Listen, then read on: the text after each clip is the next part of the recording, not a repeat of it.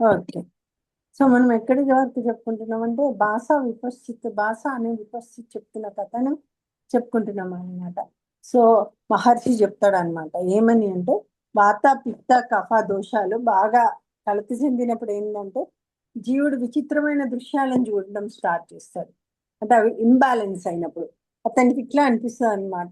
ఒకసారి నేను ఎగురుతున్నా అనుకుంటాడు. నేను కింద పడిపోతున్నా అనుకుంటాడు. అన్ని చోట్లకు అగ్ని అంటుకున్నట్టు అనిపిస్తది. ప్రపంచమంతా కాలిపోతున్నట్టు. అంటే అట్లాంటి ఊహలల్లో చిక్కుకుంటాడనమాట. కొన్నిసార్లు అతనికి ఇట్లా గూడా అనిపిస్తది. ఏందంటే 2 మేఘాలు ఒకదానికొకటి ఢీకొంటున్నాయా అన్నట్టు, లేకపోతే ఆకాశం మొత్తం పగిలిపోయి మీద పడుతుందా అన్నట్టు, లేకపోతే పెద్ద పెద్ద యుద్ధాలు జరుగుతున్నట్టు. సో, లేకపోతే 3 లోకాలల్లా పెద్ద కలవరం వచ్చినట్టు. అంటే ఈ భయంకరమైన దృశ్యాల వల్ల ఏమైతదంటే, ఈ జీవుడు చాలా కలత చెందుతాడనమాట. అప్పుడు అతను ఏమైతాడంటే స్పృహ కోల్పోయి గాఢ నిద్రలోకి వెళ్తాడు. మహర్షి కొన్ని ఉదాహరణలు చెప్తాడనమాట. రాయిలో దాగిన పురుగు లెక్క, తల్లి గర్భంలో ఉన్న శిశువులాగా, భూమిలో ఉన్న విత్తనం లాగా. సో జీవుడు ఏం చేస్తాడంటే తనలో తానే ముడుచుకొని నిశ్చలంగా ఉంటాడనమాట. ఆ సమయంలో ఏమవుతుందంటే ఇంద్రియాలన్నిటివి పనిచేయవు. బయట ప్రపంచం అనేది తెలియదు. గాఢ నిద్రలో ఉంటాడు. తర్వాత మనస్సు ఎప్పుడైతే కదలడం మొదలవుతుందో, ఈ ప్రాణశక్తి కదలిక వల్ల మన లోపల కళలు ప్రారంభమవుతాయి అన్నమాట. ప్రాణం ఏమైతుందంటే ఒక నాడి నుంచి మరొక నాడికి వేగంగా కదిలిందనుకోండి, అప్పుడు మన లోపల విచిత్రమైన కళలు వస్తాయి. ఉదాహరణకు పర్వతాలు కురుస్తున్నట్టో, లేకపోతే ఆకాశం మొత్తం కూలిపోతున్నట్టో, లేకపోతే వింత వింత దృశ్యాలు మన కళలు కనిపిస్తాయి అన్నమాట. ఈ వాత, పిత్త, కఫ దోషాలనేవి ఎక్కువగా ఇంబ్యాలెన్స్ అయినాయి అనుకోండి. అనుభవాలు గూడా మన లోపల ఎక్కువైతుంటాయి. ఆలోచనలు ఎక్కువైతుంటాయి అన్నమాట. ఈ వాత, పిత్త, కఫ వాటి వల్లనే. కలత తక్కువైతే అనుభవాలు గూడా తక్కువుంటాయి. జీవుడు కలలో అనుభవించేది ఏదైతే ఉందో అది మేల్కొన్న స్థితిలో గూడా అనుభవిస్తుంటాడు. ఎందుకంటే మూల కారణం మనస్సు మరియు మనస్సులో ఉన్న శరీరంకున్న దోషాలు మాత్రమే. దోషాలు ఎప్పుడైతే ఇంబాలెన్స్ అయినాయనుకోండి, జీవుడు ఇట్లా అనుభవిస్తా ఉంటాడు. ఆయనే కాలిపోతున్నట్టు, మునిగిపోతున్నట్టు, ఒక్కొక్కసారి నీటిలో మునిగిపోతున్నట్టు కలొస్తది. గాల్లో ఎగిరిపోతున్నట్టు అనిపిస్తది. లేకపోతే పైనుంచి ఆకాశం నుంచి కింద పడ్డట్టు అనిపిస్తది. ఇదేంటంటే బికాస్ ఆఫ్ ద ఇంబాలెన్స్. మన లోపల భ్రమలు కూడా జరుగుతా ఉంటాయి. అర్ధరాత్రి సూర్యుడు కనిపించినట్టు, శత్రువులు మిత్రులుగా కనిపించేటట్టు, లేకపోతే మన వాళ్ళే శత్రువులుగా కనిపిస్తారు. కళ్ళు మూసుకున్నప్పుడు ఇవన్నీ కలలో కనిపిస్తాయి మనకు. కళ్ళు తెరిచినామనుకోండి, బయట ప్రపంచంలో కూడా కనిపిస్తున్నట్టు అనిపిస్తాయి. కానీ రెండిటికి కారణం ఏంటిదంటే వాత, పిత్త, కఫ దోషాల ఇంబాలెన్స్. అంటే అందుకే గురుదేవ్ అంటారు వీఆర్ నాట్ ద డూయర్స్ అని. వాళ్ళ నేను గ్రూప్‌లో మెసేజ్ చేసిన చూడండి. మనం డూయర్స్‌ని కాదు. బట్ మనం ఎఫర్ట్ అనేది కంపల్సరీ పెట్టాలి. సో, ఎందుకంటే ఇప్పుడు చాలా మటుకు మనం చూసే అనుభవాలన్నీ మన అంతర్గత స్థితి మీద ఆధారపడి ఉంటాయి. ఈ వాత, పిత్త, కఫ దోషాలు ఎప్పుడైతే ఇంబాలెన్స్ ఉంటాయో, మనకి భ్రమాలు, భయాలు, కలలు ఎక్కువగొస్తాయన్నమాట. దోషాలు ఎప్పుడైతే సమతుల్యంలో ఉన్నాయనుకోండి మన లోపల, అప్పుడు మనసు ప్రశాంతంగా ఉంటది. అప్పుడు జీవుడు ఏం చేస్తాడంటే, ప్రపంచాన్ని ఎట్లుంది అట్లా యథార్థంగా చూస్తాడు. ఆ సమయంలో అతనికి ఆ ప్రపంచమంతా బ్రహ్మస్వరూపమే అని కనిపిస్తదన్నమాట. సమతుల్యమైన మనసుందనుకోండి, సత్యం యొక్క దర్శనం కలుగుతుంది. అశాంతమైన మనస్సుందనుకోండి, ఈ భ్రమల ప్రపంచాన్ని చూస్తాం. సో, చూసుకోవాలి మన లోపల ఏది ఇంబాలెన్స్ ఉందనేది. సో, మహర్షి ఇట్లా చెప్తా అన్నమాట. ఇట్లా ఇంకా చెప్తా ఉంటాడు. ఇలా చెప్పిండు. ఏమనంటే, ఈ సృష్టి నిజమని భావించి, దానిలోని మంచి, చెడు భావనలను గనుక మనం పట్టుకొని ఉంటే, మనిషికి దుఃఖమొస్తది. సో, మనసులో సంకల్పాలు, ఊహలు, కోరికలు పుట్టినాయనుకోండి, వాటి ఫలితాలను గూడా అనుభవించాల్సొస్తుంటది. కానీ చైతన్యం ఈ భావన మనకు ఆత్మ ఏం చేస్తదంటే, ఈ భావనలన్నింటి నుండి విముక్తమైతే, ఆ ఫలితాలేమైతాయంటే దానికి తాకవు. ఆత్మకు ఈ ఫలితాలేవి తాకవన్నమాట. కలలో చేసిన పనులకు కలలోనే ఫలితాలొచ్చినట్టు, అట్లనే ఈ ప్రపంచ అనుభవాలు గూడా అట్లనే ఉంటాయి. కొన్నిసార్లు వాటికి కారణం ఉన్నట్టు కనిపిస్తది. కొన్నిసార్లు ఎట్లాంటి కారణం లేకుండానే ఉంటది. అన్నీ యాదృచ్ఛికంగా జరుగుతున్నట్టే అనిపిస్తుంటదనమాట.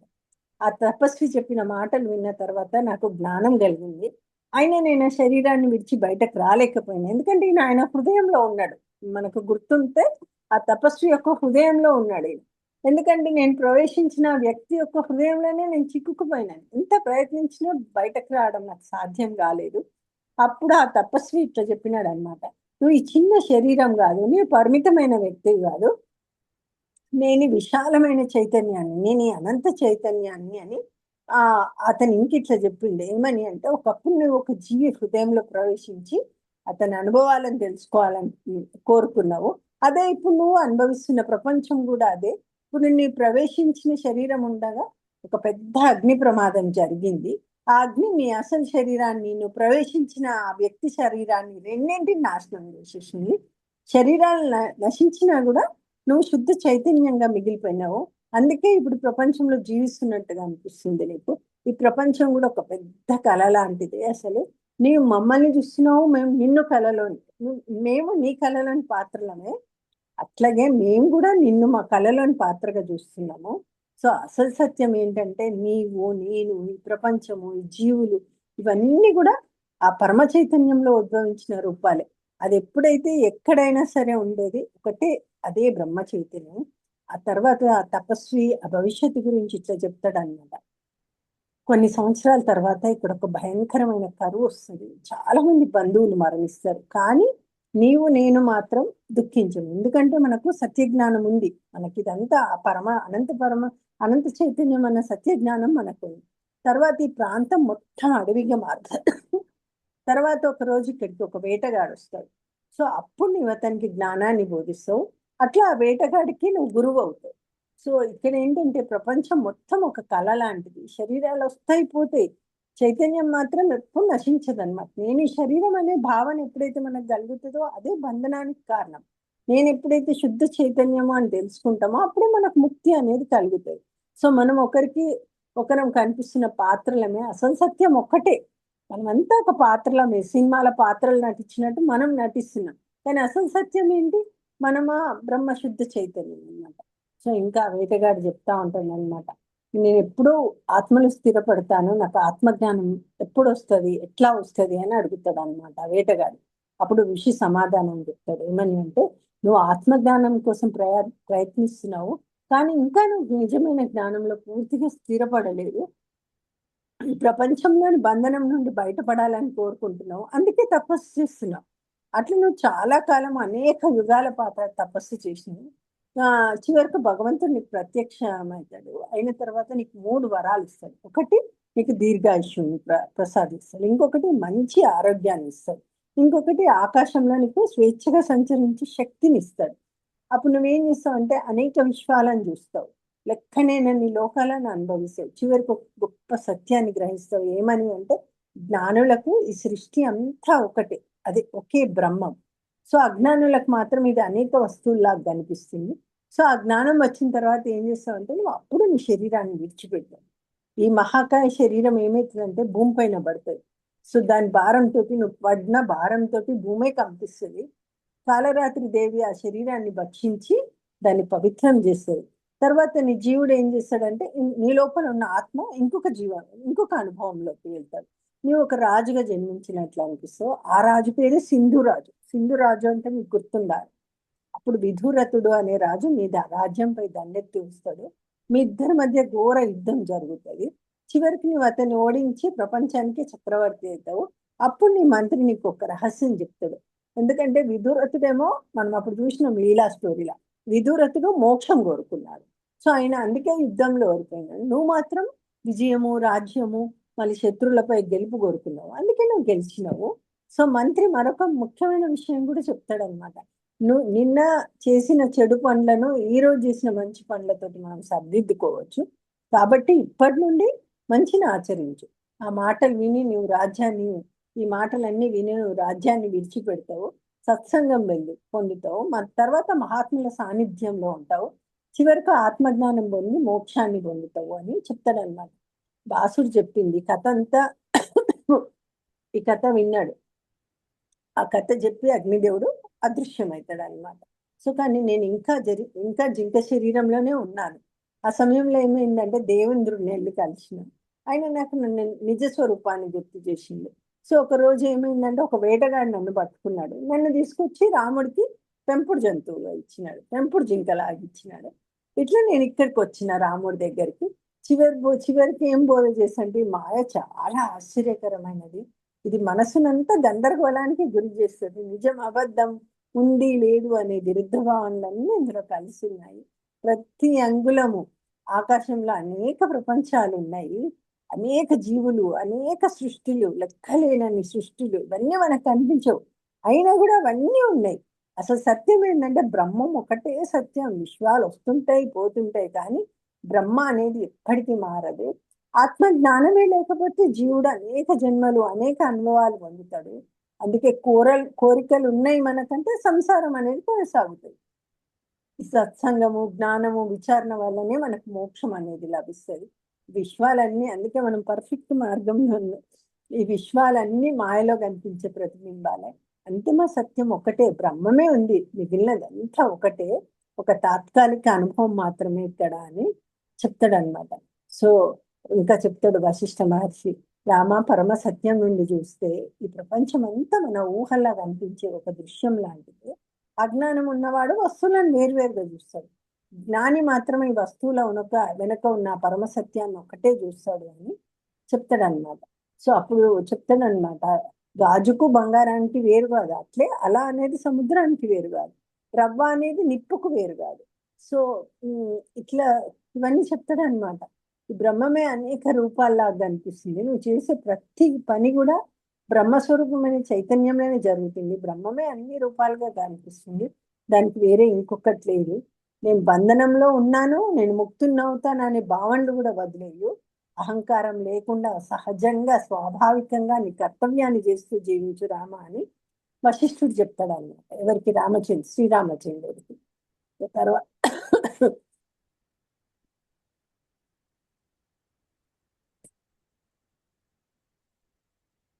ఇంకా వశిష్ఠ మహర్షి ఇట్లా చెప్తా ఉంటాడు అనమాట. ఒకసారి నాకు ఈ ప్రపంచ వ్యవహారాలన్నింటిని వదిలేసి నాకు పూర్తిగా ఏకాంతంలో ధ్యానం చేయాలని కోరిక కలిగింది వశిష్ఠ మహర్షికి. అప్పుడు ఏం చేస్తుంటే, నేను అడవులు, నగరాలు, సముద్రాలు, గుహలు అన్ని చూసిన, కానీ అక్కడ కూడా ఏదో ఒక విధంగా మనసుకు ఆటంకాలు ఉన్నాయి. అందుకే నేను ఈ బాహ్య ఆకాశంలోకి వెళ్ళి ఎవ్వరు లేని ఒక ప్రశాంతమైన ప్రదేశాన్ని ఊహించుకున్నాను. అక్కడనే ఒక ఆశ్రమాన్ని సృష్టించుకొని అక్కడ నేను ఒక లోతైన సమాధిలోకి వెళ్ళినాను. సో నేను సమాధిలో ఉన్నప్పుడు సుమారు 100 సంవత్సరాలు గడిచిపోయింది. కానీ ధ్యానంలో ఉన్న వారికి కాలమే తెలియదు కదా, అట్లా ఒక క్షణంలాగా అనిపిస్తుంది. తర్వాత సమాధి నుండి బయటకు వచ్చినప్పుడు ఒక నిట్టూరు శబ్దం వినిపించింది నాకు. ఆ శబ్దం ఎక్కడి నుంచి వచ్చిందని తెలుసుకోవడానికి మళ్ళీ ధ్యానంలోకి వెళ్ళినా నేను. అప్పుడు అనంత చైతన్యంలో నేను లెక్కలేనన్ని విశ్వాలను చూసిన. ప్రతి విశ్వం వేరు వేరుగా ఉంది, కానీ వాటి నిర్మాణము, కాలము, స్థలము అన్ని భిన్నంగా ఉన్నాయి. ఒక విశ్వంలో నాకు ఒక స్త్రీ కనిపించింది.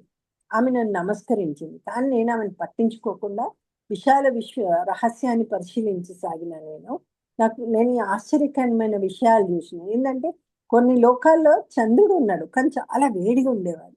సూర్యుడు అనేది చాలా చల్లగా ఉండేవాడు. అట్లనే చీకట్లో కూడా చూడగలిగేవారు, వెలుతురులో కూడా గుడ్డివారుగా ఉండేవారు. సో విషం ఆరోగ్యాన్ని ఇస్తుంది, అమృతం మరణాన్ని కలిగిస్తుంది, చెడు మంచిని చేస్తుంది, మంచి చెడుని ఇస్తుంది. ఇట్లాంటి అన్ని ఆశ్చర్యకరమైన విషయాలు చూసిన నేను. కొన్ని లోకాల్లో పురుషులే లేరు, కేవలం స్త్రీలే ఉన్నారు. మరికొన్ని లోకాల్లో ఏంటంటే మనుషులకు 5 ఇంద్రియాలు కాకుండా 1, 2 మాత్రమే ఉన్నాయి. సో ఇంకా కొన్ని లోకాల్లో మనకు తెలిసిన పంచభూతాలు కూడా లేవు. అప్పుడు నాకు ఒక గొప్ప సత్యం తెలిసింది. ఏమని అంటే, నేను ఎక్కడికి వెళ్ళలేదు, ఇవన్నీ నా అంతరంగంలోనే కనిపిస్తున్నాయి. ఆ స్త్రీ శరీరం కూడా నా శరీరం కూడా ఊహలో కనిపించే ఆకాశం లాంటివి, కళలో కనిపించే శరీరాల్లో అయినా మనం వాటిని నిజంగా భావిస్తాము. ఎందుకంటే చైతన్య స్వభావమే అట్లాంటిది. అనంత చైతన్యంలో అనంతమైన మనసు ఉంది. ప్రతి మనసులో ఒక ప్రపంచం ఉంది. నీ మనసులో ఒక ప్రపంచం, నా మనసులో ఒక ప్రపంచం. ఆ ప్రపంచాలలో పర్వతాలు ఉంటాయి, నదులు ఉంటాయి, గ్రామాలు ఉన్నాయి, నగరాలు ఉన్నాయి, జీవులు ఉన్నాయి. ప్రతి ప్రపంచానికి తనదైన కాలం ఉంది, తనదైన స్థలం ఉంది, తనదైన జీవన విధానం ఉంది. ఇట్లన్నీ డిఫరెంట్ డిఫరెంట్. ఒక జీవి చనిపోయిన తర్వాత కూడా జ్ఞానం పొందలేదనుకో, అది ఆ జీవి ఏంటంటే ఆ జీవి మనసు మరో ప్రపంచాన్ని సృష్టిస్తుంది. ఆ కొత్త ప్రపంచంలో మళ్ళీ జీవులు పుడతారు. ఆ జీవులు మళ్ళీ మనసులో మళ్ళీ కొత్త ప్రపంచాలు ఉంటాయి. ఆ ప్రపంచాల్లో మళ్ళీ జీవులు. సో ఇట్లా అంతులేని వరుస అనేది కొనసాగుతూనే ఉంటది. సో ఈ అనంత విశ్వంలో లెక్కలేని విశ్వాలు ఉన్నాయి. అనంత చైతన్యంలో ప్రతి జీవితం తన మనసులో ప్రపంచాన్ని సృష్టిస్తున్నాడు. అసలు సత్యం మాత్రం ఒక్కటే, ఏంటంటే అన్నింటిలో ఉన్నది బ్రహ్మ చైతన్యం. విశ్వాలు ఎన్నైనా ఉండొచ్చు, ఆ ఎన్ని విశ్వాలన్నా ఉండొచ్చు, కానీ రూపాలు ఎన్నైనా ఉండొచ్చు, కానీ వాటి ఆధారం మాత్రం ఒకటే, అది శుద్ధ చైతన్యము అని చెప్తాడు అనమాట. సో వశిష్ఠుడు స్టోరీ అది, వశిష్ఠుడు చెప్తున్నాడు. వశిష్ఠ మహర్షి ఇంకా ఇట్లా చెప్పింది అనమాట. నేను చూసిన ఆ దివ్య స్త్రీ తన గురించి ఇట్లా చెప్పింది, ఆమె ఒక దేవకని. సో మీరు నివసిస్తున్న విశ్వం ఒక చిన్న భాగం మాత్రమే, దీని అవతల అనేక విశ్వాలు ఉన్నాయి, అవన్నీ ఒకదానికొకటి భిన్నంగా ఉన్నాయి. ఆమె ఇంకా చెప్పింది, చాలా దూరంలో ఒక పెద్ద పర్వతం ఉంది, ఆ పర్వతంలో ఒక పెద్ద రాయి లోపల నేను నివసిస్తున్నా, ఆ రాయి లోపల కూడా ఒక సంపూర్ణ ప్రపంచం ఉంది, అక్కడ కూడా దేవతలు ఉన్నారు, రాక్షసులు ఉన్నారు, స్వర్గాలు ఉన్నాయి, నరకాలు ఉన్నాయి, సూర్యుడు చంద్రుడు ఉన్నాడు, మన ప్రపంచం లాగానే అన్నీ ఉన్నాయి. ఆమె చెప్పింది ఏంటంటే, నేను నా భర్త అనేక యుగాలుగా అక్కడే నివసిస్తున్నాను. ఆమె భర్త ఒక బ్రాహ్మణుడు అనమాట, చిన్నప్పటి నుండి బ్రహ్మచారి. సో ఆ వేదాల శాస్త్రాలు బాగా నేర్చుకున్నవాడు. సో ఒకరోజు అతనికి ఇట్లా అనిపించింది, ఆధ్యాత్మికంగా ఎదగాలనుకుంటే భార్య ఉంటే బాగుంటుందని ఆ సంకల్పం వల్లనే నేను పుట్టినాను. కానీ పెళ్ళైన తర్వాత ఒక విచిత్రం ఏమైందంటే, నా భర్తకు వైరాగ్యం వచ్చింది. సో వైరాగ్యం వచ్చి ఆయనకు లోకం మీద పూర్తిగా ఆసక్తి తగ్గిపోయింది. అతను ఆత్మజ్ఞానం వైపు పూర్తిగా తిరిగిపోయింది. ఆమె చెప్పింది, నేను నా భర్తను విడిచి ఉండలేను. ఒక స్త్రీ ప్రపంచంలో అన్ని వదులుకుంటారు కానీ భర్తను వదలడం కష్టం కదా. ఇప్పుడు ఆమె ఒకే కోరిక అడిగింది, నాకు నా భర్తకు ఆత్మజ్ఞానం కలగాలి, అందుకే నన్ను సాయం చేయమని కోరింది అనమాట వశిష్ఠుని. సో నేను ఆమెతో కలిసి ఆ రాయి లోపల ఉన్న ప్రపంచంలోకి వెళ్ళాలని ప్రయత్నించింది వశిష్ఠుడు. విచిత్రంగా రాయి కనిపించింది ఆయనకు, కానీ రాయి లోపల ప్రపంచం కనిపించలేదు. అప్పుడు ఆమె ఇట్లా చెప్పింది అనమాట, ఇప్పుడు నాకు అర్థమైంది, నేను రాయి లోపల ప్రపంచం ఉందని పదే పదే నమ్మినాను, అందువల్ల అది నిజంగా నాకు కనిపించడం ప్రారంభమైంది. ఆమె ఒక గొప్ప సత్యాన్ని చెప్పింది అనమాట, ఒకే లక్ష్యం పైన మనం సంపూర్ణ దృష్టి పెట్టాలి, సరైన గురువు దగ్గర ఉపదేశం పొందాలి, సరైన సాధనను మళ్ళీ మళ్ళీ చేయాలి, అప్పుడు మాత్రమే మన జ్ఞానం కలుగుతుంది. సో ఈ మాటలు విన్న తర్వాత నేను మళ్ళీ సమాధిలోకి వెళ్ళాను, ఎవరు వశిష్ఠుడు.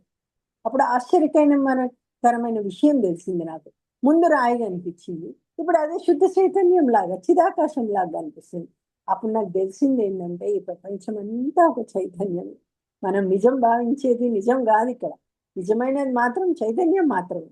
ఈ స్థూల శరీరం కూడా అంతిమంగా నిజం కాదు, అది ఎండమావిలో నీరు కనిపించినట్లే ఉన్నట్టు కనిపిస్తుంది కానీ స్వతంత్రంగా సత్యమైతే కాదు. అందుకే వశిష్ఠుడు చెప్తున్నాడు అనమాట, అసత్యం మీద ఆధారపడి కనిపించే దాన్ని ఎట్లా సత్యం అనగలం మనము. రాయి లోపల ప్రపంచం కూడా చివరికి శుద్ధ చైతన్యం మాత్రమే అని తెలిసింది.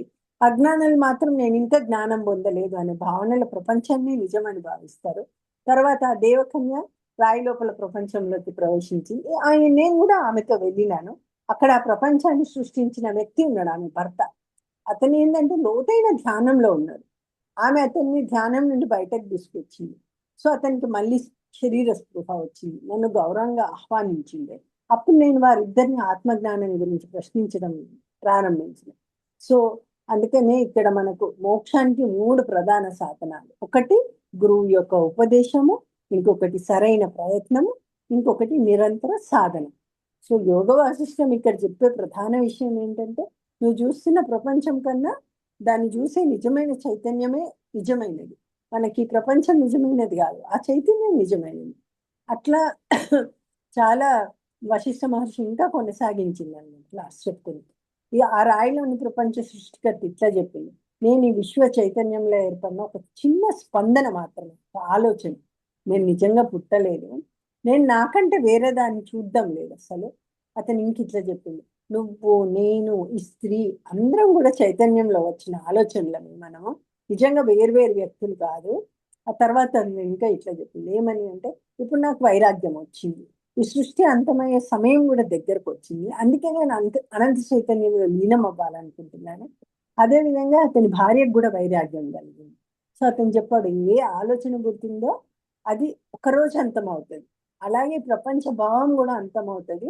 సో ప్రపంచం అంటే ఏమిటి అంటే అతను చెప్పిండు అనమాట, కాలము, స్థలము, పదార్థము, కదలిక, ఇవన్నీ చైతన్యంలోని భావాలే, నిజంగా ఉన్నది ఒకటే, అదే చైతన్యం. తర్వాత ఆ సృష్టికర్త లోతైన ధ్యానంలోకి వెళ్ళిపోయింది, అతని భార్య కూడా ధ్యానంలోకి వెళ్ళింది, నేను కూడా ధ్యానంలోకి ప్రవేశించిన. అప్పుడు ఏమైందంటే, ఆ సృష్టికర్త తన మనసులోని భూమి అనే భావనను ఉపసంహరించుకున్నాడు, వెంటనే భూమి నశించడం ప్రారంభించింది, ప్రపంచం కూలిపోవడం మొదలైంది.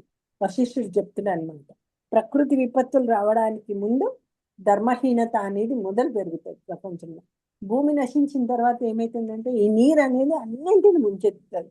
తర్వాత అగ్ని అనేది అన్నింటిని కాల్చేస్తుంది.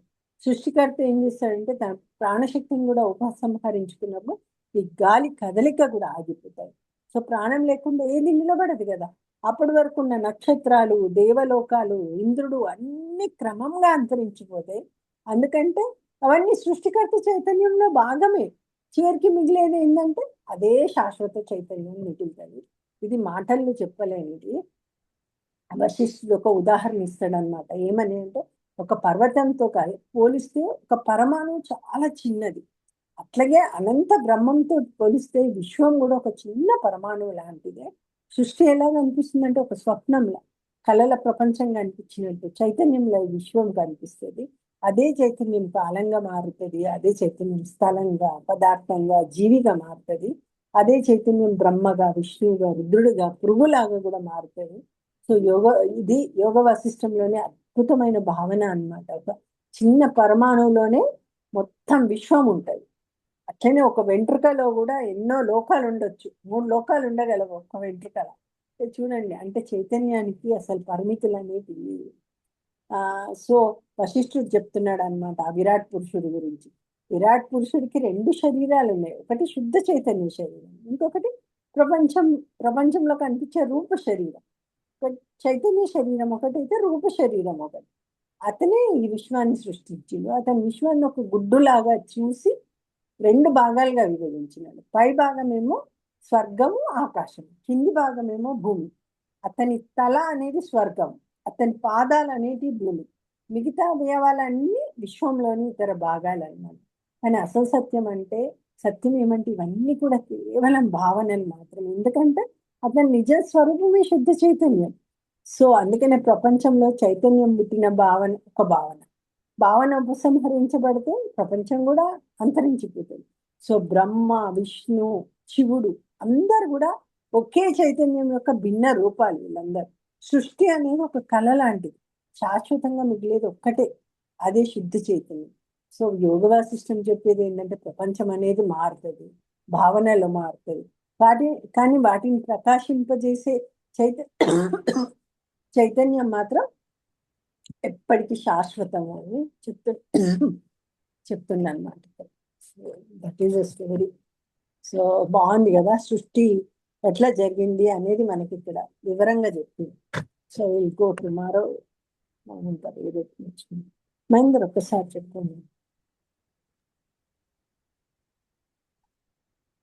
జై గురుదేవా. జై. Recording off చేసారేమో.